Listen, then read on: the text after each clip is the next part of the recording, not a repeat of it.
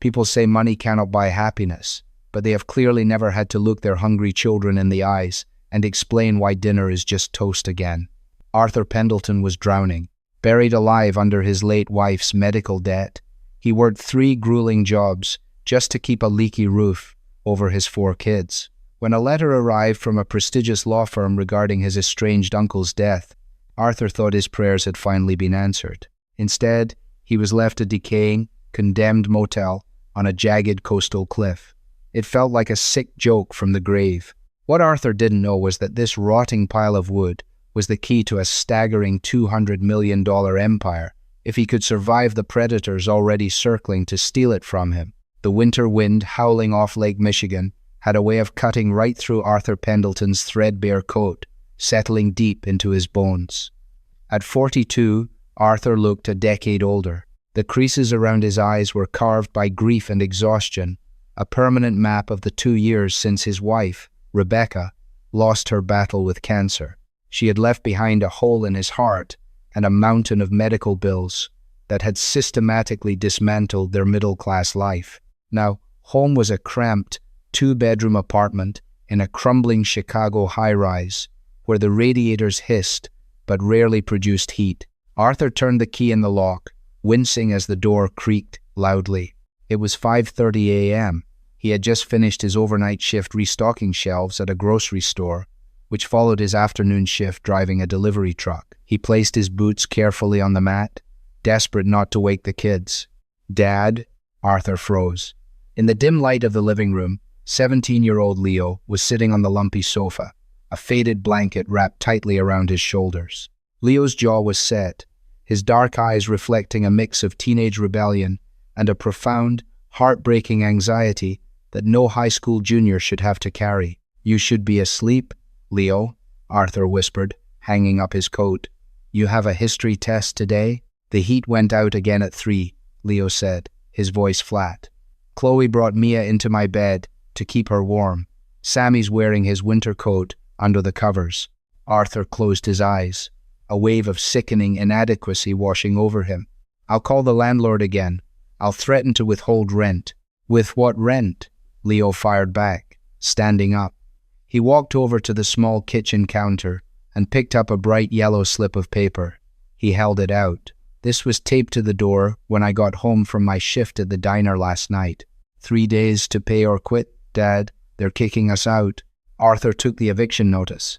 The harsh, block letters blurred in his vision. 3 days. He owed $2,000. He had $84 in his checking account. "I'll figure it out," Arthur said, though the words tasted like ash. "Stop saying that," Leo snapped, keeping his voice to a harsh whisper to avoid waking his siblings. "You can't work any more hours. I'm dropping out. The garage down the street said they'd take me full-time. I can bring in—" "No," Arthur said, his voice instantly firm, stepping forward and gripping his son's shoulders. "You are finishing school.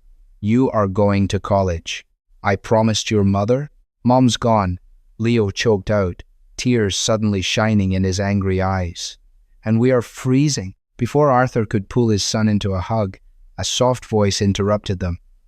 "Are you guys fighting?" 15-year-old Chloe stood in the hallway, rubbing her eyes. Since Rebecca's death, Chloe had forced herself into the role of the house mother, cooking whatever cheap meals she could scrape together and fiercely protecting her younger siblings. "No, sweetie," Arthur said, quickly folding the eviction notice and shoving it into his pocket. "Just discussing the day. How are Sammy and Mia?" "Mia's coughing again," Chloe said softly. 7-year-old Mia had a weak chest, and the damp cold of the apartment was aggravating it. 10-year-old Sammy, true to form, hadn't made a peep, but Chloe noted he had been drawing pictures of houses all night. Arthur nodded, swallowing the lump of pure panic rising in his throat. He went to the kitchen to make oatmeal the only thing left in the pantry. As he reached for the mail pile to grab a napkin, a thick, cream-colored envelope caught his eye. It looked alien amid the stack of red-stamped past-due bills. The return address was elegant, embossed lettering, Caldwell and Associates, Attorneys at Law, Seattle, Washington. Arthur frowned. He didn't know anyone in Seattle. He ripped it open. The letter inside was typed on heavy cardstock. Dear Mr. Pendleton, it is with deep regret that we inform you of the passing of your paternal uncle, Silas Pendleton. As a named party in his last will and testament, your presence is required at our offices on Friday, the 14th, for the formal reading of the will. Arthur stared at the paper. Uncle Silas. He hadn't seen the man in 25 years. Silas had been the black sheep of the Pendleton family, a ruthless, eccentric businessman who had cut ties with Arthur's father over a petty land dispute decades ago. Silas was a phantom, a name only mentioned in hushed, resentful whispers at family gatherings. Dad, what is it? Chloe asked, noticing the color drain from his face. Arthur looked up, a terrifying, desperate spark of hope igniting in his chest. Silas was rich, filthy rich, if the old family rumors were to be believed. Even a fraction of his estate could pay the rent. It could buy groceries. It could buy Mia her asthma medication. I think, Arthur whispered, gripping the letter, we might have just caught a break. Getting to Seattle took every last favor Arthur had. He sold his delivery truck route to a coworker for a fraction of its worth to buy 5 non-refundable bus tickets. It was a brutal, exhausting 40-hour journey across the country. The kids were miserable, cramped, and hungry, living off gas station crackers and water. But Arthur kept them going with the promise of a fresh start. Just hold on, he kept telling Leo, who had glared out the window the entire trip. Uncle Silas owed my dad. Maybe he's finally making it right. Caldwell and Associates occupied the top floor of a sleek glass skyscraper in downtown Seattle. Stepping off the elevator, the Pendleton family looked entirely out of place. Arthur's worn boots squeaked on the pristine marble floors. Chloe kept her arms wrapped protectively around Mia and Sammy, while Leo stood defensively, acutely aware of the judgmental glances from the impeccably dressed receptionists. They were ushered into a massive conference room with a mahogany table that stretched the length of the room. At the head sat Harrison Caldwell, a man whose tailored suit probably cost more than Arthur had earned in a year. Mr. Pendleton, Caldwell said, his tone perfectly neutral, not offering a hand to shake. Take a seat. I see you brought an audience. My family, Arthur corrected, pulling out chairs for his kids. Let's get down to it, Mr. Caldwell. I had to sell my livelihood to get here. Caldwell adjusted his silver-rimmed glasses. He opened a thick leather binder. Silas Pendleton was a complex man. He amassed a fortune in commercial real estate and venture capital. His total liquid and non-liquid assets at the time of his passing were valued in excess of $200 million. A collective gasp echoed in the room. Even Leo dropped his cynical scowl, his jaw hanging open. Sammy's eyes went wide. 200 million. It was a number so large it didn't feel real. Arthur's heart hammered against his ribs like a trapped bird. No more debt, no more freezing nights. College for Leo, doctors for Mia. However, Caldwell continued, raising a single finger, Silas had very specific views on inherited wealth. He despised it. He believed unearned money ruined the soul. The air in the room suddenly grew heavy. Arthur leaned forward. What does that mean? It means, Caldwell said, turning a page, that the entirety of Silas's $200 million estate has been placed into a blind, irrevocable trust. It will be managed by a board of directors, and the interest will be distributed to various wildlife charities over the next century. Silence stretched across the mahogany table. It was so quiet Arthur could hear the ticking of the grandfather clock in the corner. The hope that had carried him across the country shattered like brittle glass. Charities, Arthur choked out. He gave it all to charities. Not entirely, Caldwell corrected. He did leave one asset to you, his sole surviving blood relative. Caldwell reached into the binder and slid a thin, manila folder across the polished wood. Arthur picked it up with trembling hands. He opened it to find a deed and a stack of glossy photographs. He left you the Starlight Inn, Caldwell announced. Arthur stared at the photos. The name suggested grandeur, but the pictures showed a nightmare. It was a massive, Victorian-style structure perched precariously on a rocky cliffside. Half the roof was caved in. The wood was black, with rot, the windows were boarded up with plywood, and the surrounding grounds were a jungle of dead weeds and rusted debris. It looked like a haunted house from a cheap horror movie. It's located in Oak Haven, a coastal town in Oregon, Caldwell explained smoothly. It has been condemned by the county. It has black mold, severe structural damage, and owes roughly $12,000 in back property taxes. Congratulations, Mr. Pendleton. You are a hotel owner. This is a joke. Leo stood up, kicking his chair back. We spent our last dime to come here for a broken-down shack? Sit down, Leo, Arthur said, his voice hollow. He looked at the lawyer. Mr. Caldwell, I can't afford this. I don't even have the money to take a bus back to Chicago, let alone pay back taxes on a condemned property. Can I just sell it? You hold the deed. You may do with it as you please, Caldwell said indifferently. Just then, the heavy oak doors of the conference room swung open.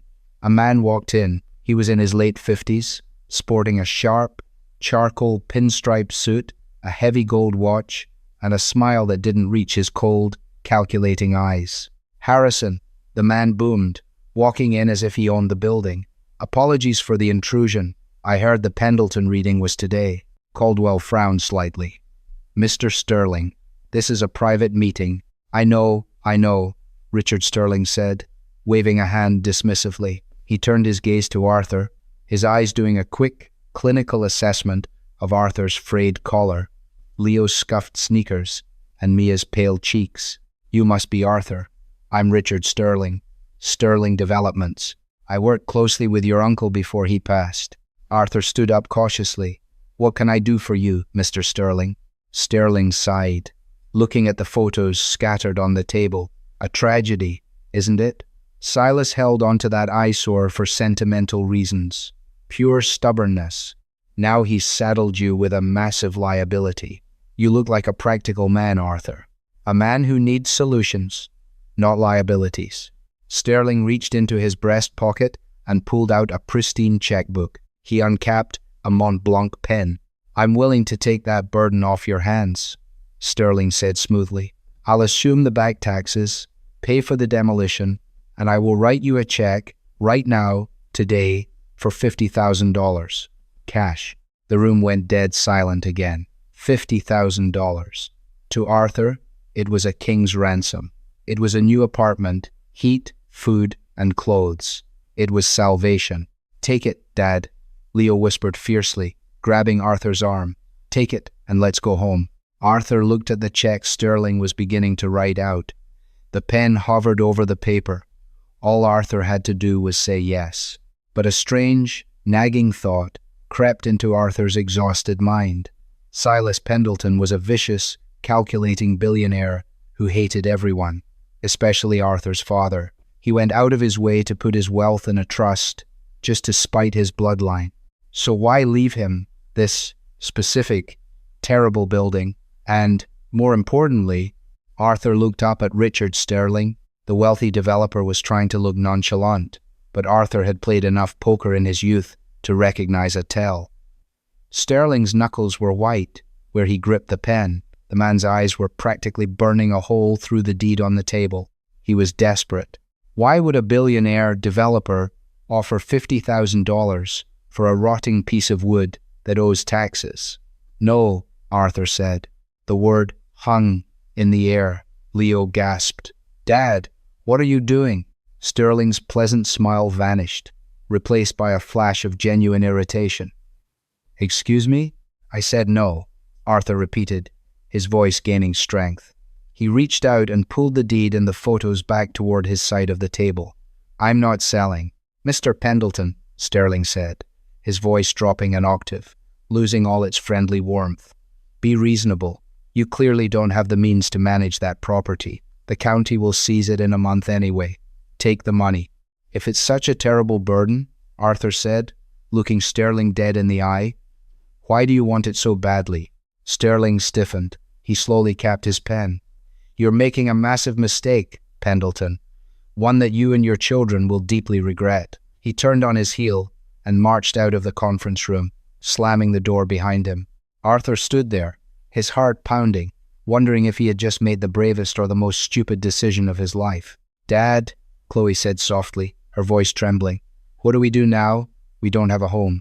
Arthur looked down at the photos of the decaying Starlight Inn, then at his 4 children looking up at him for answers he didn't have. He took a deep breath. "We're going to Oregon," Arthur said. "We're going to our new home." The bus ride down the Oregon coast was a blur of towering redwoods and churning, steel-gray ocean. Under different circumstances, it would have been a breathtaking vacation. But for the Pendletons, it was a death march to the unknown. They had used the last of their emergency cash to rent a rusted 15-year-old station wagon from a lot just outside of Portland. It smelled faintly of wet dog and rattled ominously whenever Arthur pushed it past 50 miles an hour. Oakhaven was a town that time and industry had aggressively forgotten. Once a booming logging and fishing hub, its main street was now a patchwork of closed storefronts, a single glowing diner, and a bait shop. The sky above was the color of a bruised plum, threatening a downpour that the coastal wind was eager to deliver. "According to the map, it's at the end of Cliff Road," Arthur said, squinting through the smeared windshield.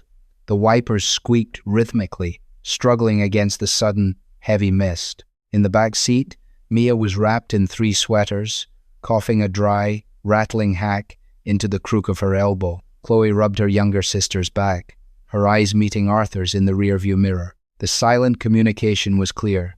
"This needs to work, Dad. We are out of options." Arthur turned the wheel, guiding the groaning station wagon up a steep, winding gravel path lined with overgrown blackberry brambles. The road was so washed out in places that the car's undercarriage scraped against exposed tree roots. "There," Leo said, pointing through the passenger window. His voice was entirely devoid of hope. Arthur killed the engine. The silence in the car was suffocating, save for Mia's coughing and the distant, violent crash of waves against the rocks below. The Starlight Inn was a monstrosity of Victorian architecture that had completely surrendered to the elements. It sat on a jagged promontory jutting out over the Pacific, isolated from the rest of the town. 4 stories of rotting, charcoal-grey wood loomed against the stormy sky. A wraparound porch was missing entirely on the left side, having collapsed into a pile of splintered debris. The roof sagged heavily in the middle, missing hundreds of shingles, like a mouth full of broken teeth. Tattered remnants of heavy curtains fluttered wildly through broken, unboarded windows. It didn't look like a multimillionaire secret. It looked like a graveyard. "We can't live in there," Chloe whispered, her voice trembling. "Dad, it's completely abandoned. It looks like it's going to fall into the ocean." "It's just the exterior," Arthur lied, trying to inject a false bravado into his voice. "Old houses have good bones. We just need to get inside, get out of the wind, and assess." He stepped out of the car. The wind immediately whipped his thin jacket around him. He grabbed the heavy iron key Caldwell had given him, though as he approached the massive double front doors, he realized he didn't need it. The heavy padlock securing the doors was rusted completely through. With one hard yank, the chains snapped. Arthur pushed the heavy oak doors open. They screamed on their hinges, protesting after decades of disuse. "Stay behind me," Arthur instructed, as Leo, Chloe, Sammy, and Mia huddled close, stepping into the yawning darkness of the grand lobby. The smell hit them first, a thick, suffocating wave of mildew, dust, and damp earth. Arthur clicked on a heavy-duty flashlight he had bought at a hardware store. The beam of light cut through the gloom, illuminating a space that must have been magnificent 80 years ago. A massive crystal chandelier hung precariously from a sweeping, frescoed ceiling, coated in thick cobwebs. A grand sweeping staircase curved upward, though several steps were completely rotted through. Leaves and debris blanketed a faded, once luxurious Turkish rug. "Look," Sammy said softly, pointing to the wall. The wallpaper, peeling in large, curling strips, revealed dark, spreading patches of black mold. "Caldwell wasn't lying," Leo said, kicking a piece of fallen plaster. "The county condemned this place for a reason. Dad, it's a biohazard. Mia can't breathe in here." Arthur's chest tightened. Leo was right. The dampness in the air was already seeping into his own lungs. "We'll stay in the center of the lobby tonight," Arthur decided, his voice echoing in the cavernous space. "It's the most ventilated area. We'll set up the camping tent we bought. Tomorrow, we figure out our next move." As they began hauling their meager belongings from the car, a cheap cab, Arthur froze, instinctively stepping in front of his children. A mud-splattered pickup truck rolled to a stop next to their station wagon. A man stepped out. He was in his late 60s, with a face weathered like old leather and a thick, silver beard. He wore a heavy yellow raincoat and carried a large maglite. "You folks lost?" the man called out over the wind, keeping his distance. "Road ends here, and this property ain't safe for trespassing." "We aren't trespassing," Arthur called back, keeping a firm grip on his own flashlight. "I'm Arthur Pendleton. I own this property." The old man stopped dead in his tracks. He lowered his flashlight, shining it on the ground between them. "Pendleton? Silas's boy?" "His nephew," Arthur corrected. The man let out a long, low whistle. He walked closer, extending a rough, calloused hand. "Tobias Miller. I run the bait shop in town, but I used to do maintenance on this old girl before your uncle completely lost his mind and fired everyone in town. We heard Silas died, but nobody expected anyone to actually show up to claim this death trap. We don't have anywhere else to go," Arthur admitted, the exhaustion suddenly stripping away his pride. Tobias looked at the shivering kids, his eyes lingering on little Mia. His hardened expression softened into deep concern. "You can't keep a little one in there, son. The mold will eat her lungs alive, and the north wing is liable to collapse if the wind hits 50 knots tonight." "We have a tent," Arthur said defensively, though he knew how pathetic it sounded. Tobias sighed, a heavy, rattling sound. "Tell you what, you can't stay at my place, barely got room for myself and my dogs, but I've got 2 heavy-duty industrial space heaters in the back of my truck, run on propane, and some heavy plastic sheeting. If you seal off the old manager's office behind the reception desk, it'll keep the mold out and the heat in. I'll help you set it up." "Why?" Leo asked suspiciously, stepping forward. "Why are you helping us?" Tobias looked at the teenager, then back up at the looming, haunted silhouette of the hotel.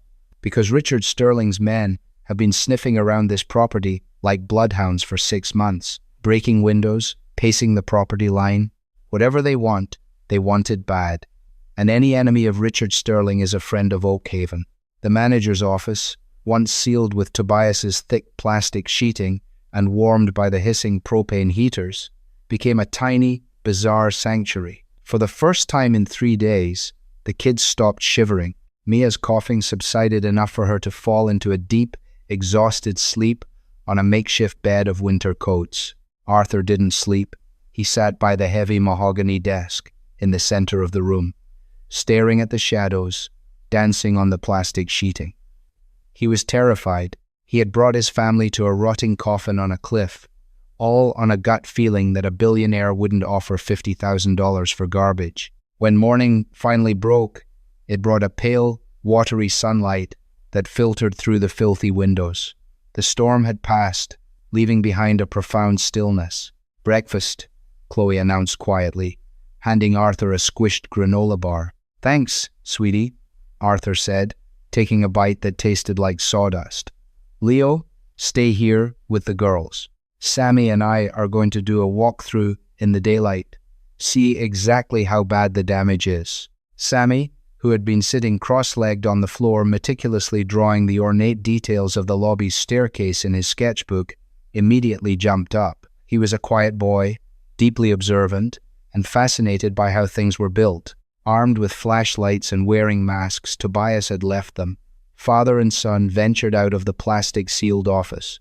In the daylight, the Starlight Inn was even more tragic. The grandeur was undeniable: intricate wood carvings, massive fireplaces in the common rooms, a ballroom with a warped, water-damaged floor, but it was all decaying.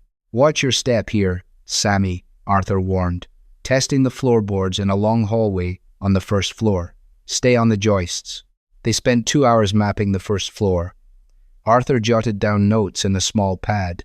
Roof, destroyed. Plumbing, non-existent. Electrical, a massive fire hazard.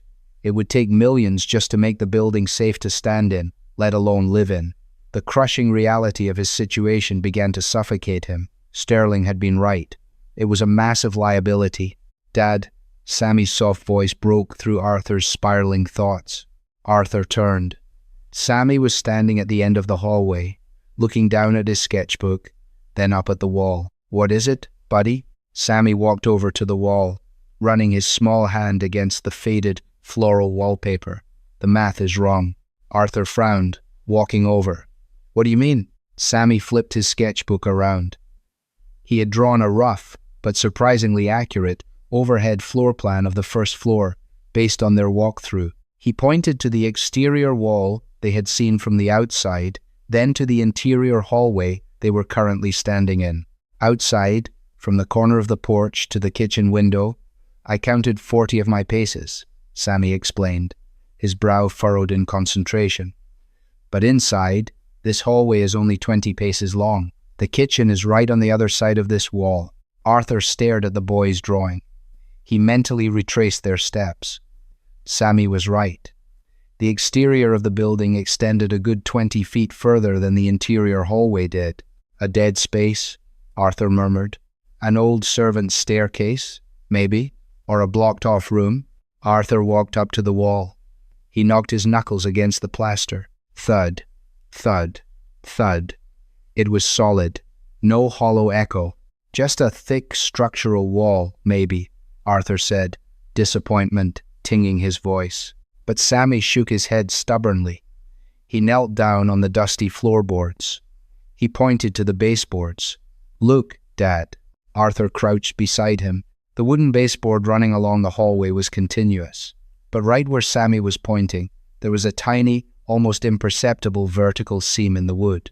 It was perfectly straight. Arthur looked up. There was a matching hairline crack in the plaster running straight up to the ceiling. It wasn't a wall.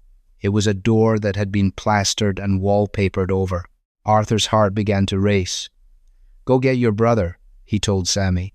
"Tell him to bring the crowbar from the car." 10 minutes later, Leo arrived, looking annoyed but curious. Arthur didn't explain. He just took the heavy iron crowbar, wedged the flat end into the hairline crack in the plaster, and threw his weight against it. With a loud crack, chunks of 50-year-old plaster showered down around them, coughing up a cloud of toxic-smelling dust. Leo grabbed a hammer and joined in. Within minutes, they had smashed a hole large enough to reveal a heavy, solid oak door with a brass keyhole, hidden entirely behind the false wall. Why would someone wall off a perfectly good door? Leo coughed, waving the dust away. "To hide whatever is behind it," Arthur said. He aimed a swift, brutal kick at the door right next to the lock. The aged wood splintered, and the door swung inward with a heavy, groaning screech. The air that rushed out was stale, but completely dry. No mildew, no rot. Arthur stepped through the threshold, sweeping his flashlight around the pitch-black space. He gasped. They were standing in a pristine, climate-controlled study. Unlike the rest of the hotel, this room was hermetically sealed. The walls were lined with floor-to-ceiling mahogany bookshelves packed with heavy ledgers. In the center of the room sat a massive, antique safe, easily the size of a refrigerator. But what caught Arthur's eye was the large, leather-topped desk in the center of the room. On it sat a single, modern item, a sleek, black laptop plugged into a heavy-duty battery bank. And next to the laptop, an envelope with 2 words written in elegant calligraphy, "For Arthur." Arthur approached the desk, his hand shaking. He picked up the envelope and tore it open. "Arthur, if you are reading this, it means you didn't take Sterling's pathetic buyout. It means you actually bothered to look closely at the ruins I left you. Good. You might just have the spine your father lacked. Harrison Caldwell told you my fortune went to charities. It did. But in the world of high finance, a charity is often just a very legal, very opaque vault. The trust holding my $200 million is controlled by a single, untraceable bearer company. Whoever holds the master ledger and the digital decryption keys controls the company, and therefore the trust. Richard Sterling knows this. He knows the keys are hidden somewhere in the Starlight Inn, but he didn't know where, and he couldn't tear the place apart legally without owning it. He wants my empire to fund his crumbling real estate monopoly. The safe behind you contains the ledgers. The laptop contains the transfer protocols. But you cannot simply walk into a bank. Sterling has men watching the town, the roads, and likely you. If he finds out you breached this room, he will not offer you a check. He will bury you under the foundation. You have the keys to the kingdom, Arthur. But to claim the crown, you have to outsmart a predator. Arthur slowly lowered the letter. $200 million was sitting in the digital ether, waiting for him. It wasn't a joke, it was a test, and he had just passed the first phase. "Dad?" Leo asked, stepping into the room, his eyes wide as he took in the massive safe and the books. "What is all this?" Before Arthur could answer, a loud, violent shattering of glass echoed from the front lobby. Someone had just kicked in the barricaded front door. "Pendleton!" A gruff, unfamiliar voice yelled, echoing through the rotting hallways. "County Inspector, we're here to evaluate the structure. Come out now." Arthur looked at Leo, the blood draining from his face. It wasn't the county. Tobias had been right. Sterling's men were already here. The sound of shattering glass tore through the heavy silence of the hotel, followed immediately by the heavy crunch of boots on the lobby's debris-covered floor. Arthur's blood ran cold. He shoved the letter into his pocket and grabbed Sammy by the shoulders, pushing him toward Leo. "Get your brother inside the room," Arthur whispered, his voice tighter than a coiled spring. "Stay in the dark. Do not make a sound. I have to get the girls." "Dad, no," Leo hissed, his eyes wide with a sudden, raw terror. "There's more than one of them." "Do what I say," Arthur commanded, a fierce, primal authority in his tone that brokered no argument. He slipped out of the hidden doorway, pulling the shattered false wall as closed as he could manage, and sprinted silently down the corridor. He had to reach the manager's office before the intruders did. The plastic sheeting Tobias had helped them set up would stick out like a sore thumb. Arthur crept to the edge of the grand lobby, pressing his back against the peeling wallpaper.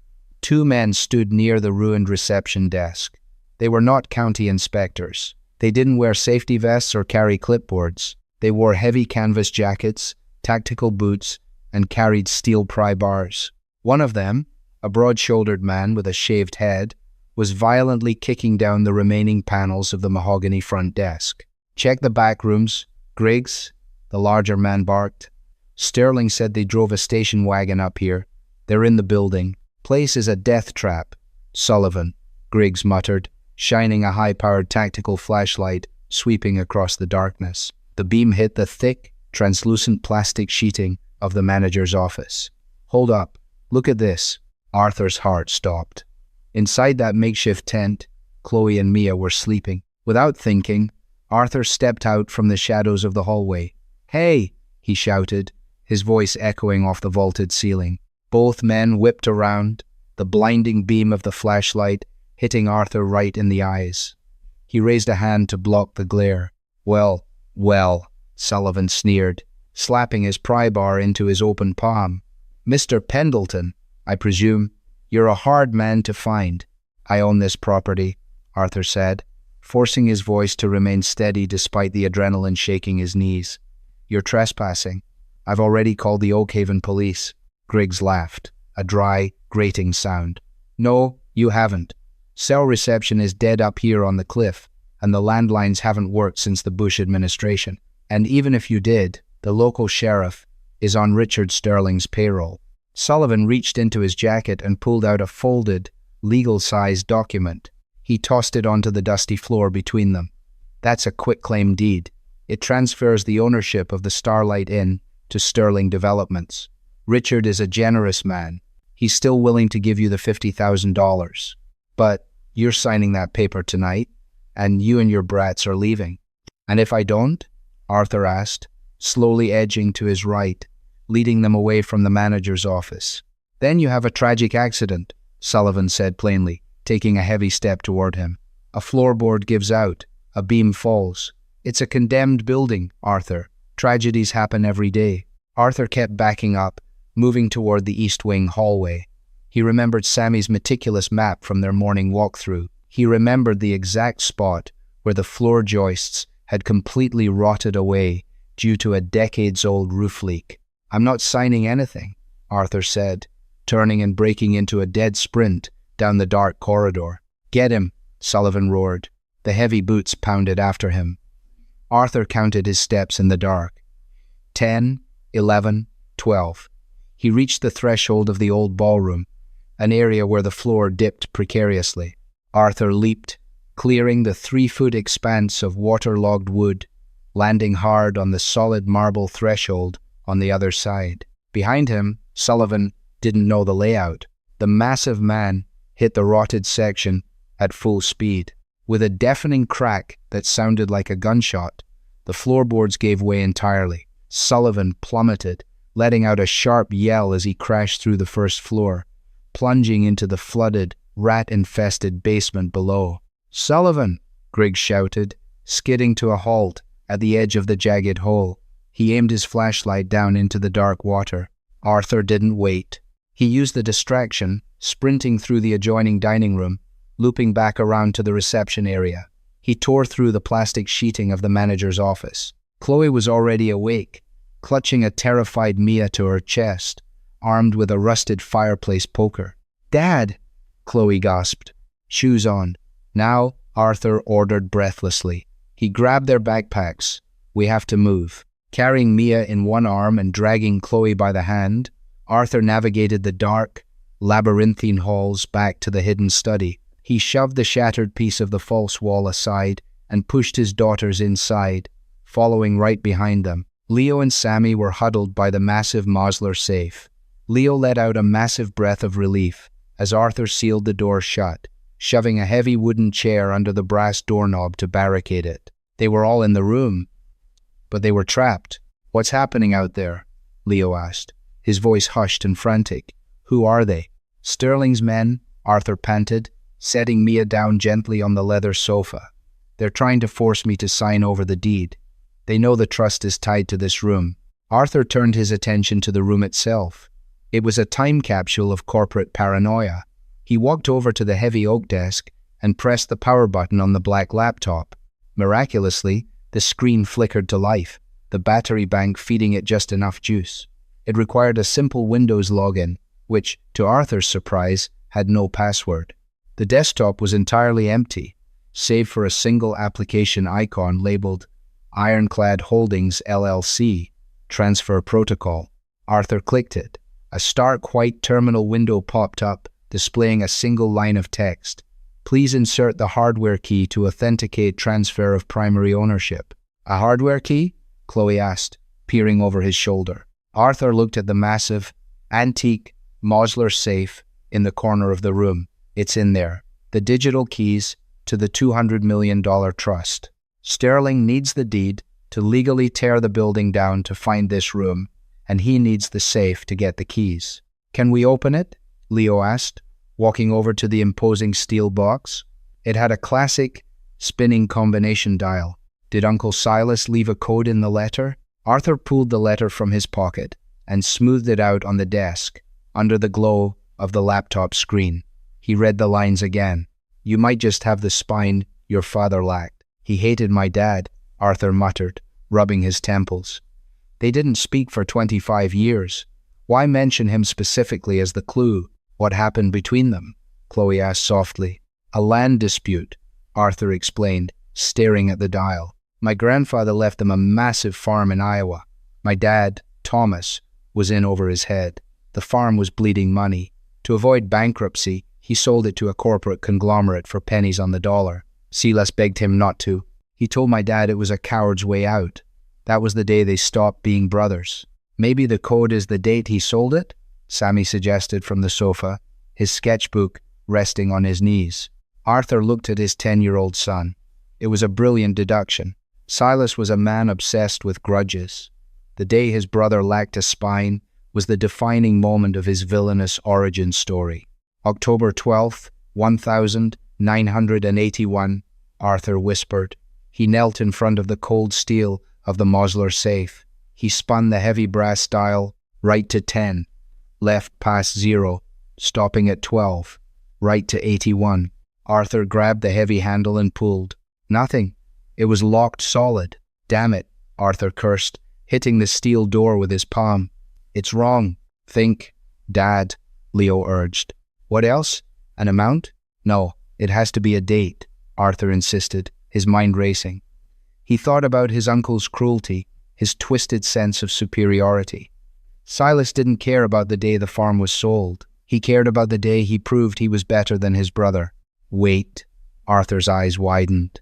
My dad sold the farm on October 12th, but the day the bank originally sent the foreclosure notice, the day my dad actually gave up, was August 14th, 1978. That's when Silas offered to bail him out, and my dad refused out of pride. Arthur gripped the dial again, his hands slick with cold sweat. If he triggered a lockout mechanism, it was all over. Right to 08, left to 14, right to 78. He grabbed the handle. With a heavy, satisfying clunk, the internal tumblers disengaged. The massive steel door swung open smoothly on its well-oiled hinges. Inside, the safe was lined with velvet. Sitting on the middle shelf was a stack of physical bearer bonds wrapped in plastic, a leather-bound ledger from the Cayman National Bank, and a small, sleek device that looked like a USB thumb drive, a Ledger Nano X hardware wallet. You did it, Leo breathed, a smile finally breaking through his cynical exterior. Arthur grabbed the Ledger device and rushed back to the laptop. He plugged it into the USB port. The terminal window on the screen instantly refreshed. Hardware key authenticated. Ironclad Holdings LLC master control accessed. Do you wish to initiate the transfer of the director board to Arthur Pendleton? Y.N. Arthur. Arthur's finger hovered over the Y key. $200 million. Safety, warmth, college for his kids, medicine for Mia. He slammed the Y key. A red error box popped up on the screen. Error. No network connection detected. Transfer requires a secure handshake with the host server. Please connect to the internet. Arthur stared at the screen, his stomach dropping into a bottomless pit. No internet, he whispered. Griggs was right. We have no cell service down here. Leo immediately pulled his battered smartphone from his pocket. No bars, nothing. We need a signal to tether the laptop to, Chloe said. Can we use the hotel's Wi-Fi? The hotel hasn't had electricity in 2 decades. Chloe, Leo snapped, his panic rising again. He looked at Arthur. When we drove up the cliff, I saw a rusted cell tower repeater on the roof of the old elevator shaft. It's the highest point on the property. If I can get up there with my phone, I might catch a stray signal from the town across the bay. Absolutely not, Arthur said firmly. Those men are out there. As if on cue, the sound of heavy machinery roared to life outside. It wasn't just a truck. It was a massive diesel engine. Arthur ran to the single, narrow window in the study, which looked out over the front driveway. He wiped away the grime. Outside, the storm clouds were breaking, allowing pale moonlight to illuminate the grounds.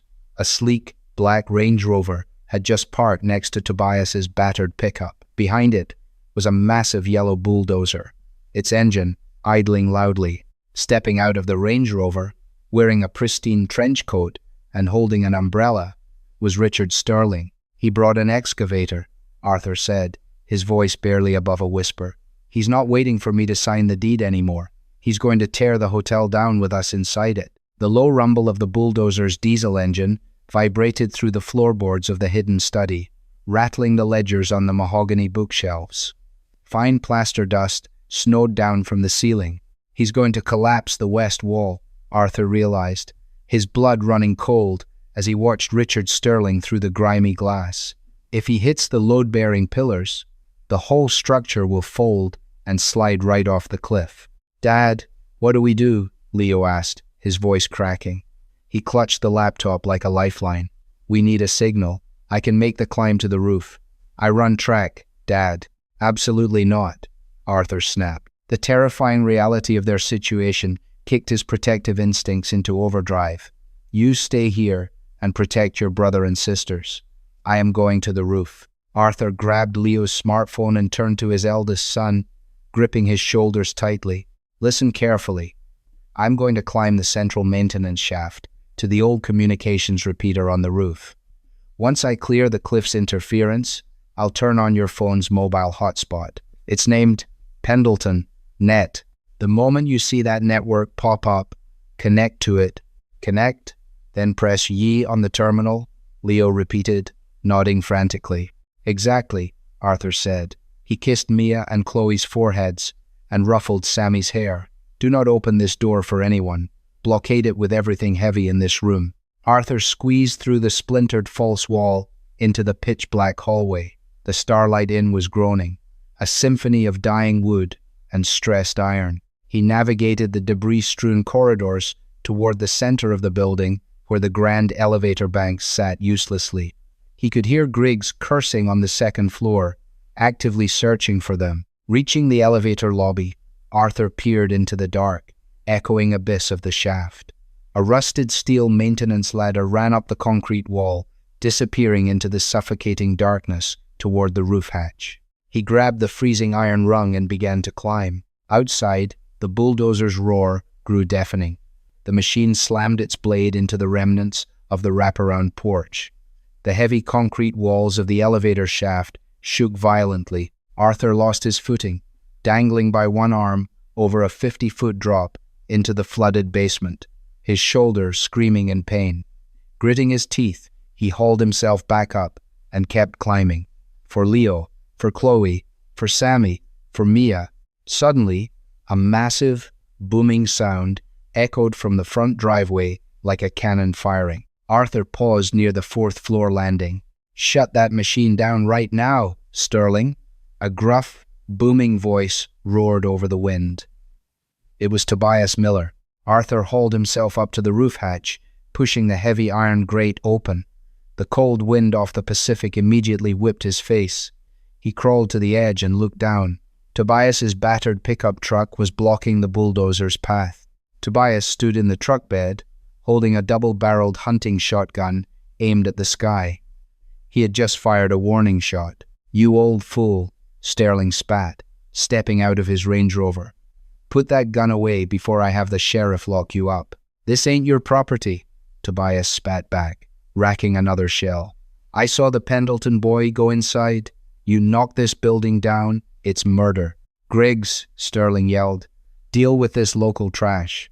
Arthur didn't waste a second. He scrambled up the slick, steep roof toward the rusted cell repeater tower. He pulled Leo's phone from his pocket. No service.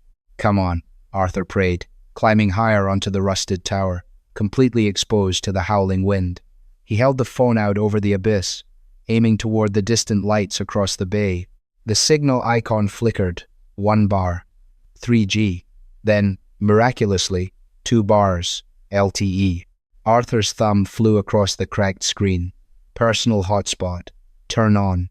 Down in the hidden study, Leo stared at the laptop screen.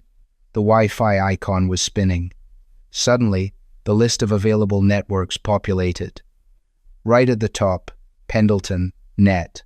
Leo clicked Connect. After 5 agonizing seconds, the status changed to Connected. He immediately brought the Ironclad Holdings terminal window to the front. Initiate the transfer to Arthur Pendleton, YN. Leo hit Y and smashed Enter. Lines of green code waterfall down the screen. Authenticating Ledger Nano X. Verified. Transferring bearer, company master control. Processing. A progress bar appeared. 10%, 50%, 90%, 100%. A chime echoed. Transfer complete. Welcome, Director Pendleton. Total liquid assets available, $204,650,000. Leo fell back against the desk, letting out a sob of relief. When Arthur finally kicked his way out of the front doors of the Starlight Inn, the standoff in the driveway was reaching a lethal climax. Griggs had his tactical pistol aimed at Tobias's back. "Tobias, get down!" Arthur roared, stepping onto the ruined porch. Sterling whipped around, shocked. Arthur looked like hell, covered in plaster dust and bleeding, but he stood with an unyielding, terrifying authority. "Griggs, secure him," Sterling hissed. Before Griggs could move, Sterling's satellite phone rang. Sterling answered it impatiently. "What is it?" "I'm closing the Oakhaven deal." Arthur walked slowly toward Sterling, right into the bulldozer's headlights. Whatever the voice on the phone said caused the color to completely drain from Sterling's face. His umbrella slipped from his grip, clattering onto the gravel. "What do you mean, Ironclad pulled our funding?" Sterling stammered into the phone, panic lacing his voice. "Who authorized this?" Arthur stopped 3 feet away and held up the physical ledger book from the Mosler safe. "I authorized it, Richard," Arthur said clearly over the wind. Sterling stared at the ledger, pure horror dawning in his eyes. He slowly lowered the phone. "You got into the vault. Uncle Silas left me a test, and you failed yours. You are standing on my property. Ironclad Holdings now owns the mortgage on your Seattle high-rise, and every asset you hold. If you or your men ever come near my family again, I will erase you." Sterling stood paralyzed. The predator had become the prey. He looked at Griggs, who had lowered his weapon, realizing the paycheck was gone. "Get off my land," Arthur commanded. Without a word, Sterling climbed into his Range Rover and sped away into the night, leaving his hired muscle and the bulldozer behind. Tobias lowered his shotgun, a deep smile spreading across his weathered face. "Well, I'll be damned. You really are a Pendleton." Arthur looked back at the crumbling Starlight Inn. For the first time, he didn't see a death trap. He saw a foundation. The transformation of the Starlight Inn took 3 years and $70 million. But Arthur Pendleton rebuilt the historic hotel to its former Victorian glory, cementing it as the crown jewel of the Oregon coast. He didn't keep all the wealth.